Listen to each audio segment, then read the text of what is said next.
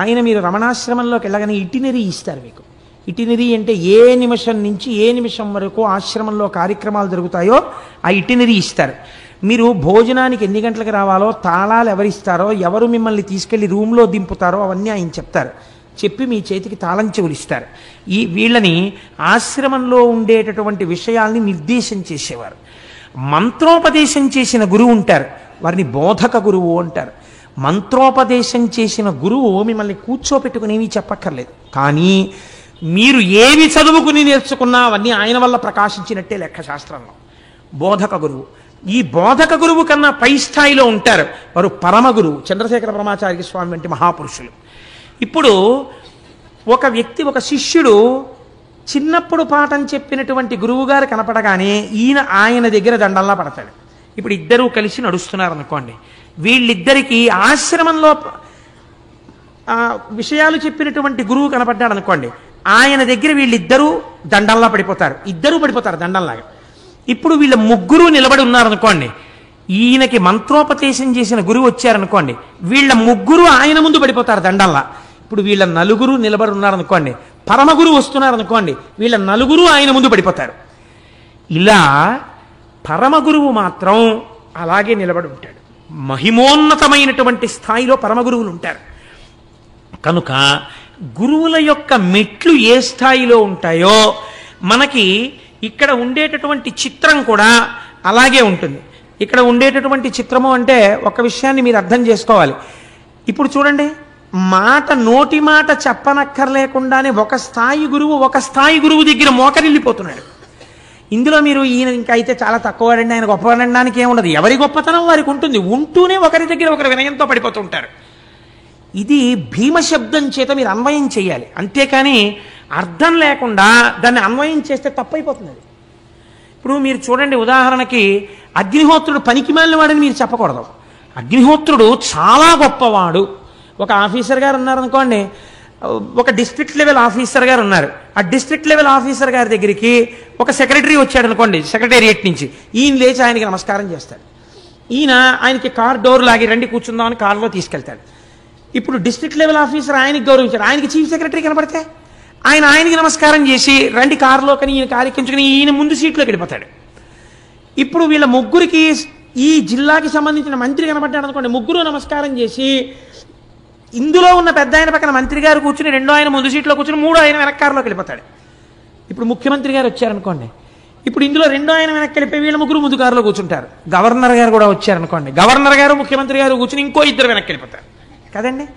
అంత మాత్రం చేత వాళ్ళ అధికారాలు పాడైపోయాయా? అలా మీరు చెప్పకూడదు. అది మర్యాద. చెప్పగలరు పైవారు, వారు స్వతంత్రంగా నువ్వు ఈ పని చెయ్యి అంటారు. వారి గొప్పతనాన్ని దృష్టిలో పెట్టుకుని వీరు చేస్తారు, కానీ అంత మాత్రం చేత వాడు చేతకానివాడు కాడు. అది వినయంతో తన అధికారాన్ని బాధ్యతగా మార్చుకుని చేస్తున్నాడు పైవాడి మీద గౌరవంతో. అది ఆయన గౌరవాన్ని చెప్తుంది, పైవాడి గౌరవాన్ని చెప్తుంది, కిందవాడి వినయాన్ని కూడా చెప్తుంది. దాన్ని పక్కకి తీసి మీరు మాట్లాడితే అసలు అర్థం పర్థం లేకుండా తయారవుతాయి పురాణాలు. అలా మాట్లాడకూడదు. అగ్నిహోత్రుడు అందుకని ఇలా అయిపోయాడండి అని మీరు అనకూడదు. లింగపురాణం చిత్రమైన మాట చెప్తోంది. వాయువు యొక్క పేరేమి, అది ఎలా మాట్లాడిందో చూడండి. ఆయన్ని వాయుహు అనలేదు, ఆయన గురించి ఏమందంటే ప్రభంజన అంది. ప్రభంజన అంటే ఆయన గట్టిగా వీస్తే పెద్ద పెద్ద మహావృక్షాలు కూడా కూకటి వేళ్లతో కింద పడిపోతాయి, విరగ్గొట్టేస్తాడు. విరగ్గొడతాడు కాబట్టి ప్రభంజనుడు. అటువంటి వాడు శంకరశైవ శాసనాత్. శంకరుడు ఒక మాట చెప్పేట, నువ్వేం చెయ్యాలో తెలుసా?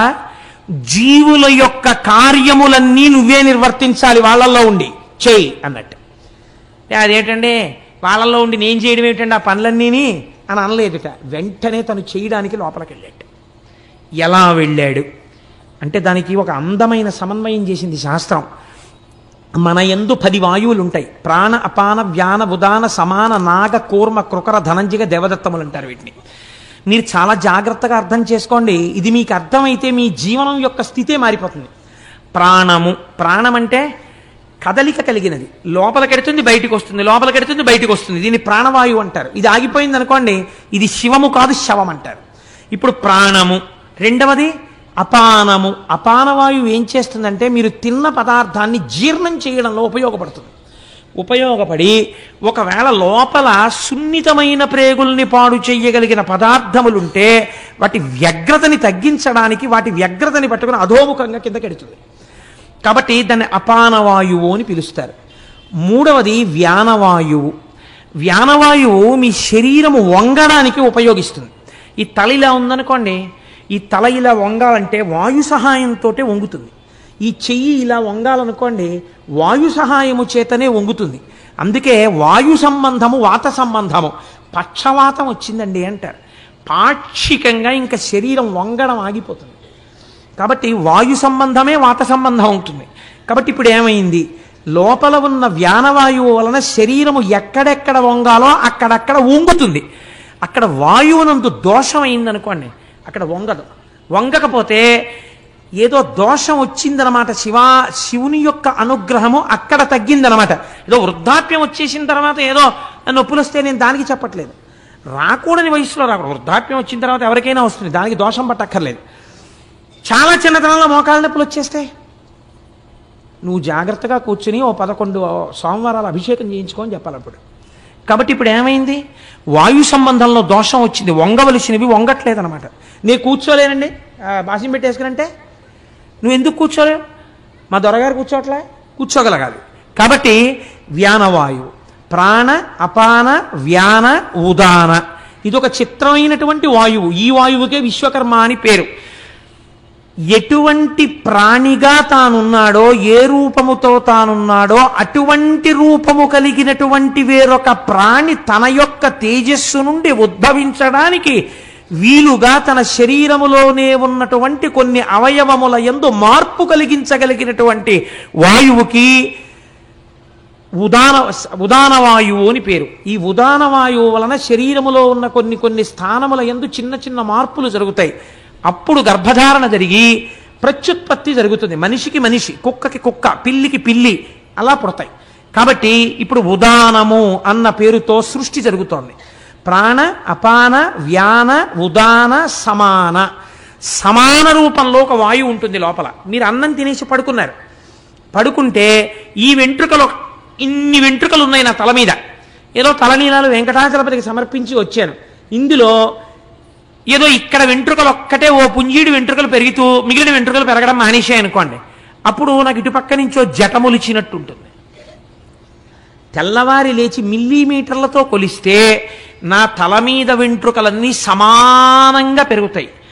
నా పెరుగుదల యందు నా చేతులు సమానంగా పెరిగాయి, నా వేళ్ళు సమానంగా పెరిగాయి, నా గోళ్ళు సమానంగా పెరుగుతాయి, నా కాళ్ళు సమానంగా పెరిగాయి.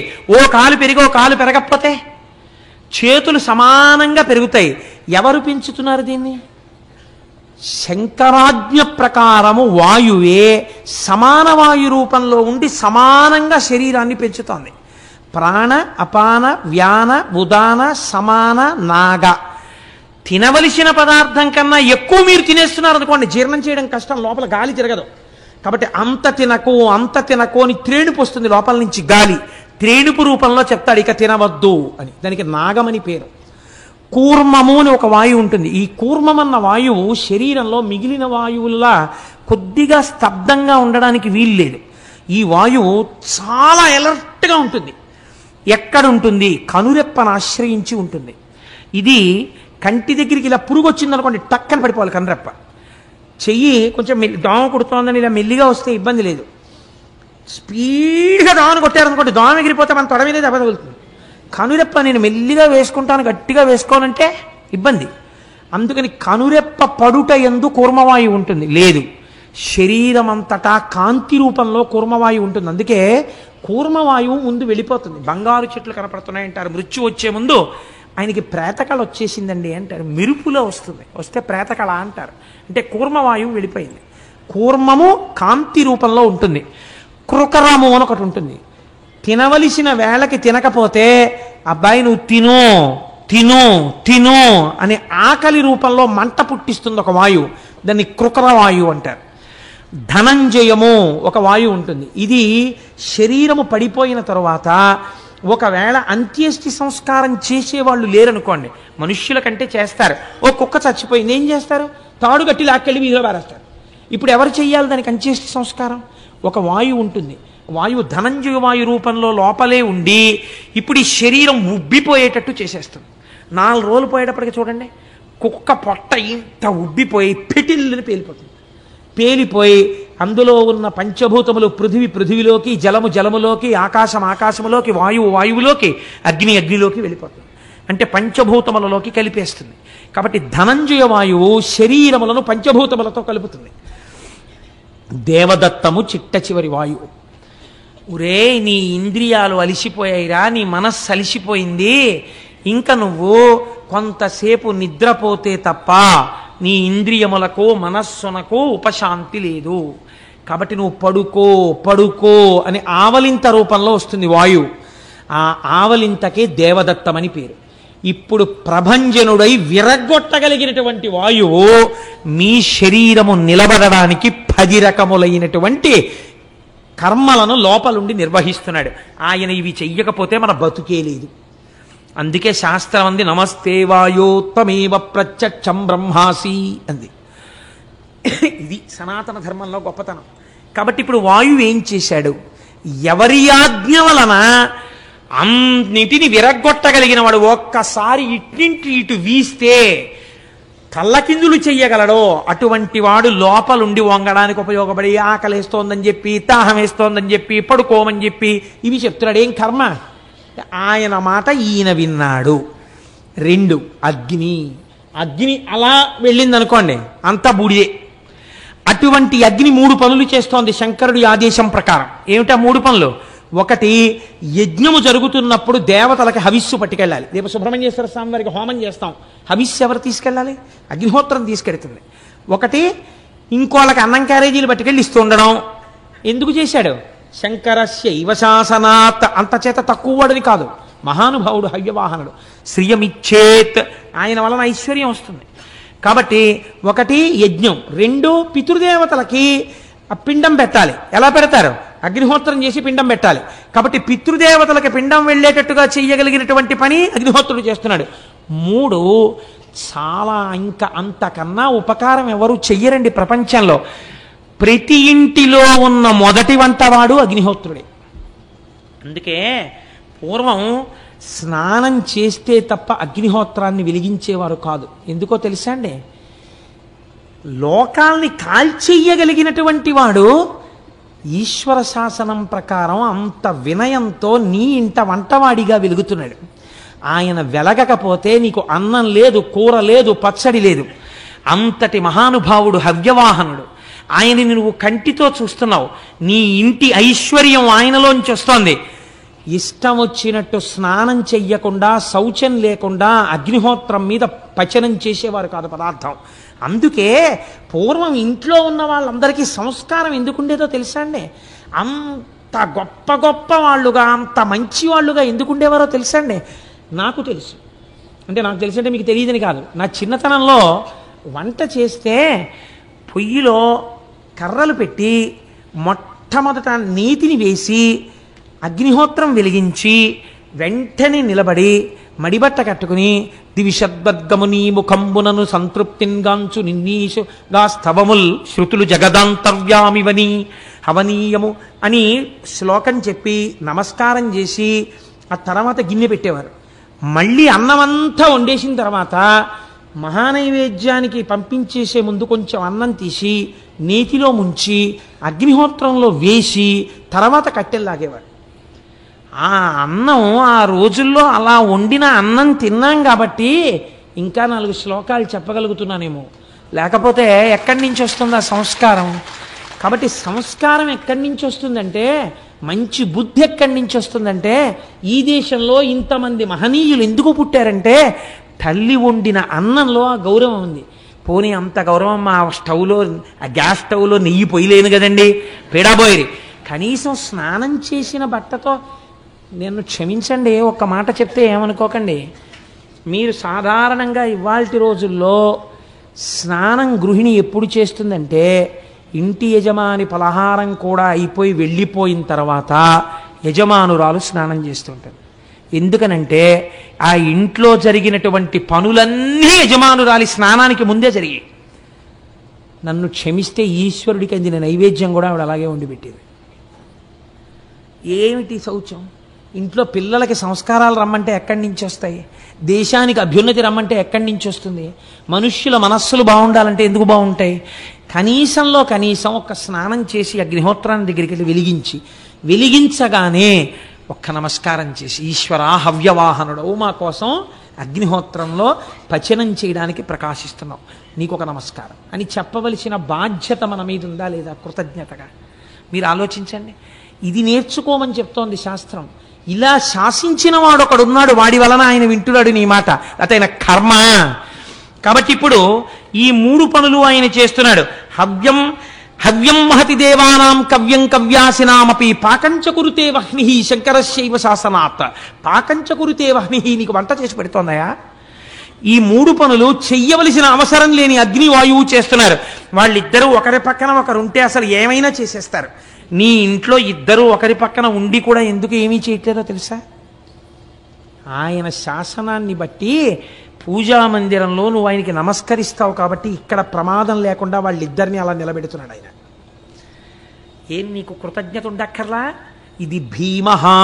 ఇలా నిలబెట్టిన వాడెవడో, ఎవడు శాసించగలిగాడో, ఎవడు నిన్ను నిలబెట్టాడో జ్ఞాపకం చేసుకో. నువ్వు నమస్కరించవద్దా ఆయనకి?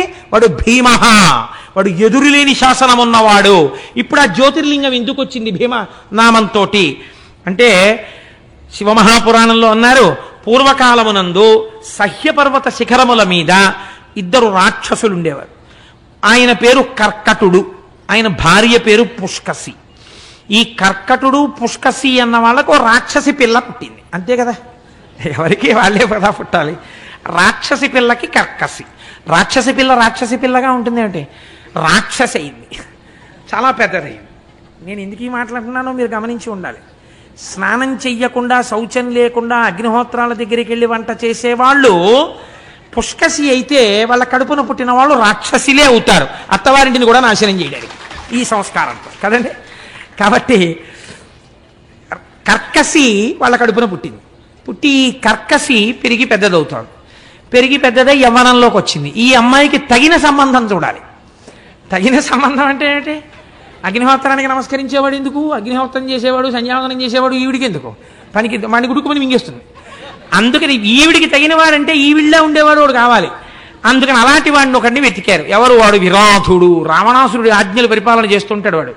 రామాయణ అరణ్యకాండలో మీరు విన్నారు కదా, ఆ విరాధుడు 14,000 మంది రాక్షసులతో అక్కడ మనకి అరణ్యవాసంలో కనబడతాడు.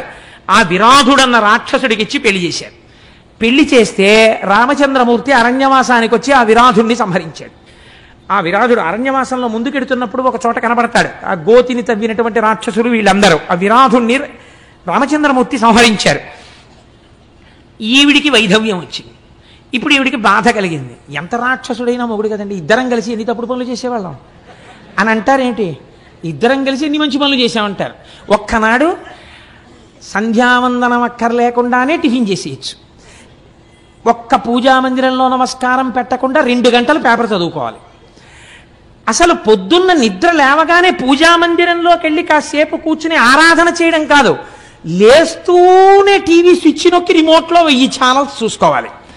దేశంలో ఎక్కడేం జరుగుతుందో తను తెలిసేసుకోవాలి. ఏమిడిని ఉద్ధరించారు ఎందుకది? దేవుడి దగ్గర మాత్రం ఓ తడితువ్వాలు కట్టుకుని అగరత్తుల్లా తిప్పేస్తే చాలు. కాబట్టి ఇలా చేయడానికి తగిన భార్య ఉండాలి. ఎలాంటి భార్య ఉండాలి? ఇప్పుడు ఏమంటే అదేమిటండి అలా చేయకండి, చక్కగా లేవగానే మీరు చక్కగా మర్యాదగా పూజా మందిరంలో చక్కగా సంధ్యావందనం చేసుకోండి, నేను మన్నీళ్ళు పెడతాను అనే భార్య ఉండకూడదు. ఒకవేళ ఆయన పొరపాటున ఎప్పుడైనా ఏదైనా వినిసే రేపటి నుంచి అయితే పొద్దున్న లేదా నోర్మెంట్ వాడు అలాగే చెప్తాడు, గుండు గీసుకుని వాడికి ఏంటి పనే పాడా, వాడి మాటలు మీరు విని ఇలా పొద్దున్న 4ంటికి 5ంటికి లేవడాలు 6ంటికి లేవడాలు సంధ్యావందనాలు ఇలాంటివి వెర్రేం పెట్టుకోకండి. ఏదో హీర్ అండ్ ఎంజాయ్, ఏదో వినండి కాసేపు అనాలి కదా. కాబట్టి వాళ్ళిద్దరూ చేసిన తప్పు పనులను అంగీకరిస్తారేంటి? అబ్బాయి ఎంత ఆదర్శ దాంపత్యం అది అనుకుంటారా? నేను ఆ 7ంటికి లేస్తా, ఆయన 6ంటికి లేస్తారు. ఒక్కొక్కసారండి నాకు ఆయనే పట్టుకొచ్చి, నేను యథార్థం చెప్తున్నానండి, నేను ఒకసారి నా కర్మ కొద్దీ నేనే పెడతాను అలాంటి చోట్లకి. ఓ చోటుకి వెళ్ళాను. వెడితే అక్కడ ఒక 4 స్త్రీలు కూర్చుని మాట్లాడుకుంటున్నారు. అందులో ఒక ఆవిడ నాకు బాగా తెలుసు, బ్రాహ్మణ కుటుంబానికి చెందిన ఆవిడ.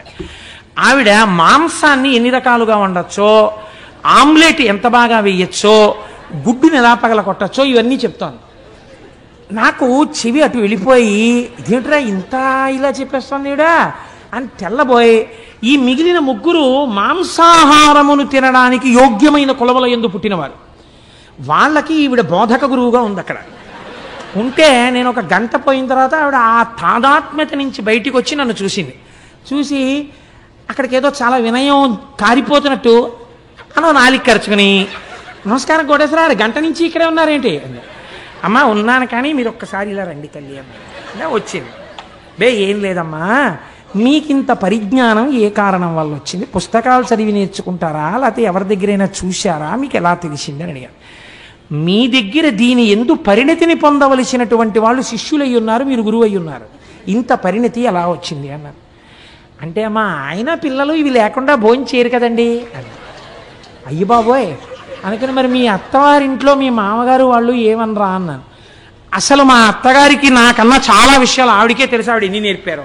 అమ్మ బాబోయ్ అనుకుని, అమ్మా మీరు ఇటువంటి సంస్కారంతో ఉన్నారని ఎప్పుడైనా పండగకి వెళ్ళినప్పుడు మీ పుట్టింటి వారు అన్నాను.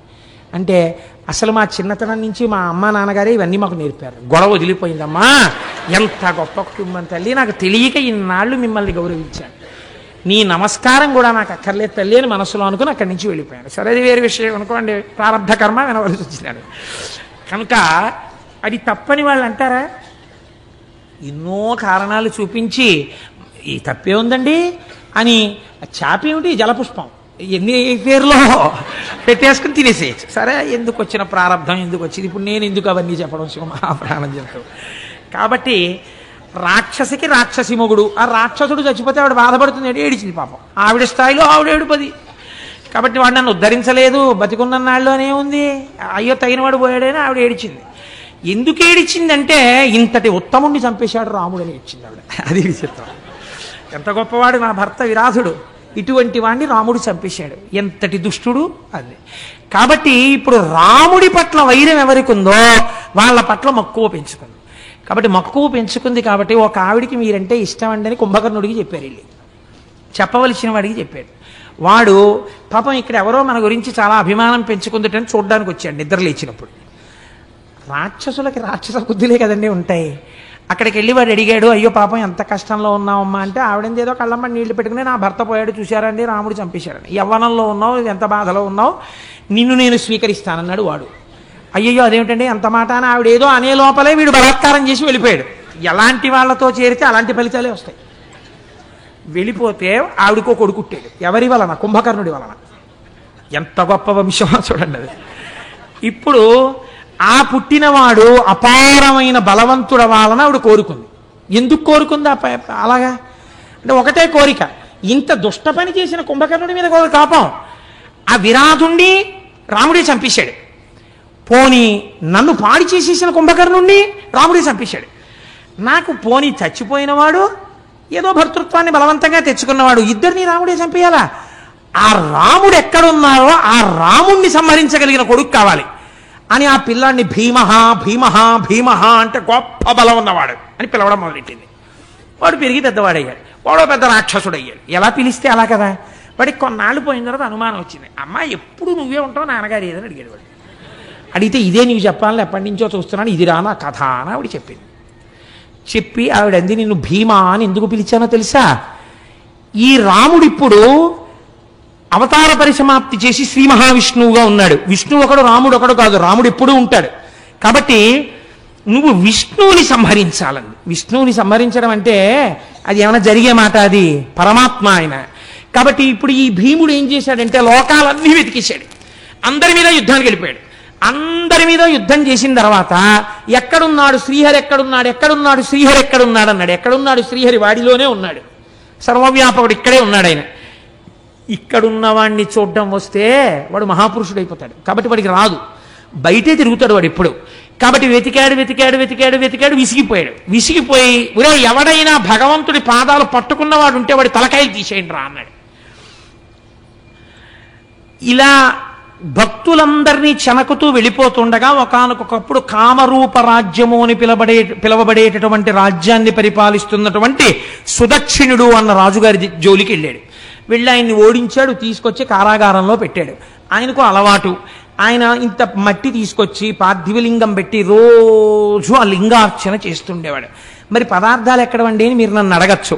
రత్నైకల్పితమానసం హిమజలై స్నానంచ దివ్యాంబరం నానారత్న విభూషితం మృగమదా మోదాంకితం చందనం జాజీ చంపక బిల్వపత్రచితం పుష్పంచ ధూపం తథా దీపం దేవదయానిదే పశుపతే హృత్కల్పితం గృహ్యతాం. శంకరాచార్యులు వారు చెప్పారు కదా, మనస్సుతోనే అన్నిటినీ సృష్టించి ఆయన శివపూజ చేస్తుండేవాడు. ఇలా శివపూజ చేస్తుంటే అక్కడ ఉన్నటువంటి కాపలాదారులు వెళ్ళి వీడికి చెప్పారు, ఆ కారాగారంలో కూర్చుని శివపూజ చేస్తున్నాడు అనేసరికి వీడికి ఎక్కడ లేని కోపం వచ్చింది. కారాగారానికి వచ్చాడు. వచ్చి వీడు ఎవరిని సంహరించాలని ప్రయత్నం, బాగా గుర్తుపెట్టుకోండి ఈ కథలో, శ్రీ మహావిష్ణువు. వీడెవరి జోలికి వచ్చాడు? పార్థివలింగార్చన చేస్తున్నటువంటి సుదక్షిణుడి జోలికి వచ్చాడు. వచ్చి ఎవడురా నువ్వు శివలింగాన్ని ఆరాధన చేస్తున్నావుట, నాకన్నా గొప్పవాడెవడు, ఇప్పుడే ఈ శివలింగాన్ని కత్తివాటుతో నరికేస్తాను, చూడని చంద్రహాసం తీసి శివలింగం మీద కొట్టబోతున్నాడు. కొట్టబోతుంటే ఈయన పరమేశ్వరుణ్ణి ప్రార్థన చేశాడు, ఈశ్వరా నువ్వు ఆవిర్భవించి వీడిని సంహరించు అని. అనిన ధనుజుడు బిట్టగ్రహం భుజింది పండ్లు పటపట కొరుకుచు పార్థివేంద్రుపై కరాళాసి విసరే మాం పాహియనుచు కనులు మూయగ శంకరుడు తోచే. ఎప్పుడైతే చేతిలో ఉన్న చంద్రహాసాన్ని పళ్ళు పటపట కొరుకుతూ విసిరాడో అంతటా నిండి నిబిడీకృతమైపోయినటువంటి పరమాత్మ, ఈ కన్నులకు కనపడనటువంటి పరమాత్మ సాకార రూపాన్ని పొందాడు. సాకారుడై పార్థివలింగంలోంచి బయటికి వచ్చాడు.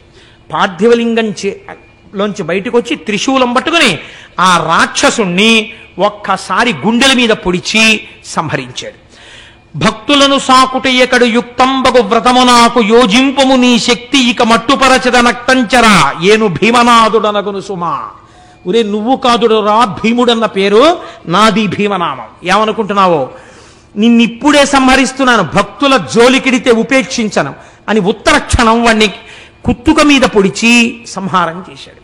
ఇప్పుడు ఆయనే తన పేరు తాను చెప్పుకున్నాడు, నేను భీముడను అని చెప్పాడు. అంటే అద్వితీయ పరాక్రమవంతుడు.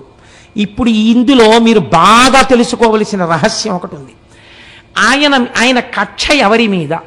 విష్ణువు మీద. వచ్చిన వాడెవరు? పరమశివుడు వచ్చాడు.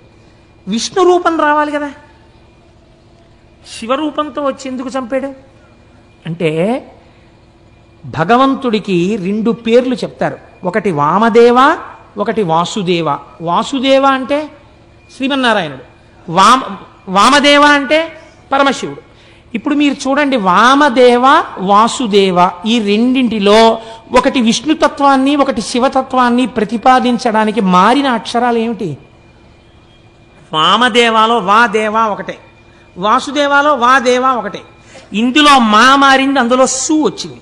ఇందులో మా, అందులో సు. ఇప్పుడు మీరు ఈ సు పక్కన మా పెట్టండి, సుమ. సుమ అంటే ఏమిటి? సుమం అంటే పువ్వు. పువ్వు అంటే ఏమిటి? జ్ఞానం.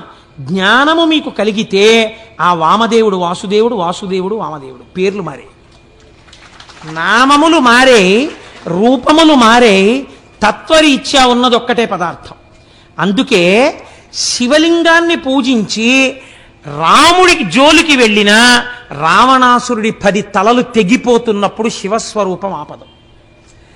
శివస్వరూపం జోలికి వెళ్ళి శ్రీ మహావిష్ణువు యొక్క పాదములు పట్టుకున్న శ్రీ మహావిష్ణువు వచ్చి శంకరుడు చేసేటటువంటి ప్రళయాన్ని ఆపడం. ఎందుచేత? ఉన్నదొక్కటే పదార్థము కనుక. ఏకో దేవ సర్వభూతాంతరాత్మ సర్వభూతాధివాస సాక్షీ చేతో కేవలో నిర్గుణశ్చ అంది వేదం. ఉన్నదొక్కటే పదార్థం, అవసరాన్ని బట్టి రూపాన్ని మారుస్తుంది. ఇక్కడ భీమః ఎటువంటి శక్తి ఉన్నవాడు, మీరు ఏం కోరుకుంటున్నారో అటువంటి శక్తి ఏదైనా మీకు ఇయ్యగలిగినటువంటి వాడు. కాబట్టి ఇప్పుడు ఆ స్థితిలో వచ్చి రాక్షస సంహారం చేసి తన భక్తుడైనటువంటి వాడికి రాజ్యాధికారం ఇచ్చి తదనంతరము మోక్షం ఇచ్చినటువంటి వాడు. ఇది పరమేశ్వరుడు ఈ భీమనామంతో ఏదైనా చేస్తుంటాడు. ఇది మనకి తెలియ చెప్పడానికే మూర్తి నాయనారు వచ్చారు. మూర్తి నాయనారు రోజుల్లో పరమతం వాళ్ళు రాజ్యం చేశారు. ఎక్కడా శివార్చన జరగడానికి వీల్లేదన్నారు. శివుడికి చందన సేవ ప్రీతిపాత్రం కాబట్టి శివాభిషేకం చేస్తే చందనం రాయాలి. పైగా శివాభిషేకం పూర్తి చెయ్యడానికి చందన జలాలతోటే పూర్తి చెయ్యాలి. చందనం కలిపిన జలాలతో తప్ప వేరొక దానితో పూర్తి చేయకూడదని ప్రమాణం. కాబట్టి చందనం లేకపోతే అభిషేకం జరగదు. పైగా అయిపోయిన తర్వాత విభూతి రాసి గంధం రాస్తారు చల్లతనానికి. కాబట్టి ఎక్కడ గంధం చెక్కలు దొరకకుండా చేశాడు రాజు. శివార్చనలు ఎవరైనా రహస్యంగా ఇళ్లలో చేస్తుంటే గంధం లేకపోతే అభిషేకం జరగదని. మూర్తి నాయనారు రాజ్యం అంతా వెతికాడు, ఎక్కడ ఇంత గంధపు చెక్క కూడా దొరకలేదు. ఆయనకి బాధ కలిగింది. గంధపు చెక్కని తీసుకొచ్చి సాన మీద పెట్టి రాస్తే అరిగిపోయి సువాసనతో కూడినటువంటి నజ్జునిస్తోంది. ఈశ్వరుడు ఇచ్చినటువంటి చెక్క నాకు ఉంది, నేను నా మోచేతిని సాన మీద అరగతీస్తాను, వచ్చిన నజ్జుని శివుడికి అలంకారం చేస్తాను, అభిషేకం చేస్తాను గంధంగానని తన మోచేతిని అరగదీశాడు. అరగదీస్తుంటే చర్మం చిట్లిపోయింది, రక్తం కారిపోయింది, మాంసం పక్కకి తప్పుకుంది, ఎముక అరిగిపోతుంది. ఇహ చూడలేకపోయాడు శంకరుడు. తాను ఆయన పెట్టుకున్న పార్థివలింగంలోంచి బయటికి వచ్చి గబగబా చేయి పట్టుకున్నాడు. పట్టుకుని, ఎంత సాహసం చేశావయ్యా, గంధపు కర్ర దొరకలేదని, గంధపు కర్రలు దొరకకుండా రాజు చేశాడని నీ చేతిని సాన మీద అరగదీశావు. రేపటి రోజు నుంచి ఎక్కడెక్కడ ఎలా శివార్చనలు కావాలంటే అలా చేసుకునే విధంగా ఈ రాజ్యాన్ని మారుస్తాను. ఒక్కరోజు, రేపటి రోజు అలా జరుగుతుందన్నాడు. అంతే. ఆ రాత్రి పడుకున్నాడు మూర్తి నాయనార్, రాజు పడుకున్నాడు. మూర్తి నాయనార్ ప్రాతకాలంలోచి శివాలయంలోకి వెళ్ళాడు. ప్రాతకాలంలో రాజు హంసతూలికా తల్పం మించి నిద్ర లేవలేదు. ఎందుకు లేవలేదని దగ్గరికి వెళ్ళారు. రాజు నిద్రలోనే మృత్యువశుడైపోయాడు. ఆయనలో ఉన్న శివుడు తప్పుకుంటే చాలదండి, చనిపోయాడన్నారు. పార్థివ శరీరాన్ని బయట పెట్టేశారు. కొడుకులు లేరు కాబట్టి ఇప్పుడు ఎవరికి ఇవ్వాలి రాజ్యం? ఆ రోజుల్లో ఒక్కటే పరీక్ష. పూలదండని ఏనుగుకిచ్చి ఏనుగునికి కళ్ళకి గంతలు కట్టి వదిలేరు. అది ఎవరిని చూసినప్పుడు దండ వారి మెళ్ళో వేస్తుందో వారికి పట్టాభిషేకం చేస్తామన్నారు. మూర్తి నాయనార్ దేవాలయంలోంచి బయటికి వస్తున్నాడు. ఏనుగటుగా వెళ్ళింది. మూర్తి నాయనార్ వాసన తగలగానే రెండు కాళ్ళు జాపి భూమి మీద చోటిచ్చి కాళ్ళ మించి ఆయన్ని పైకెక్కించుకుంటూ దండ వేసి తన మూపున కూర్చోబెట్టుకుని అంతఃపురానికి తీసుకెళ్ళింది. ఈయనకే పట్టాభిషేకం చేద్దామని మరునాడు మూర్తి నాయనార్నే రాజుగా అభిషేకం చేశారు. ఆయన అన్నాడు, నాకు అభిషేక జలాలతో సామ్రాజ్య పట్టాభిషేకం వద్దు, నాకు విభూతితో అభిషేకం చేయండి అన్నాడు. భస్మతో అభిషేకం చేయించుకుని నేను బంగారు కిరీటం పెట్టుకోను, రుద్రాక్ష కిరీటం పెట్టుకుంటానని రుద్రాక్షల కిరీటం పెట్టుకున్నాడు. ఎక్కడ చూసినా శివార్చనలు చేయించాడు. రాజ్యం 3 పువ్వులు 6 కాయలుగా పరిఢవిల్లింది. కనుక మీరు ఆలోచించండి, పరమేశ్వరుడన్నవాడు ఏది చెయ్యలేడు, ఏదైనా చెయ్యగలడు. మీకు ప్రమాణం మూర్తి నాయనార్. యథార్థముగా జరిగిన కదా, మీరు ఏ శివాలయంలోకి వెళ్ళినా మూర్తి నాయనార్ ఉంటారు. 2, ఎక్కడో లేదు, యనమదుర్రు అని మనకి దగ్గరలో ఉంది క్షేత్రం. నేను కార్తీక మాసంలో నాతో పాటు ఒక బస్సుతో వచ్చారు జనం, లేదా నాతో వచ్చారన్న ఏమిటి, వారితో నేను వెళ్ళాను, వారు నన్ను తీసుకెళ్ళారు. కాబట్టి యనమదుర్రు అనేది ఒక చిత్రమైన క్షేత్రం. అక్కడ శివలింగం ఉంటుంది. శంకరుడు ఆ శివలింగంలో తల కిందకి పెట్టి పాదాలు పైన పెట్టుంటాడు. ఇలాగా ఎక్కడైనా తల పైకుంటుంది, కాళ్ళు కిందకుంటాయి. యనమదుర్రులో ఉన్న శివలింగంలో శిరస్సు కిందకుంటుంది, పాదాలు పైకుంటాయి.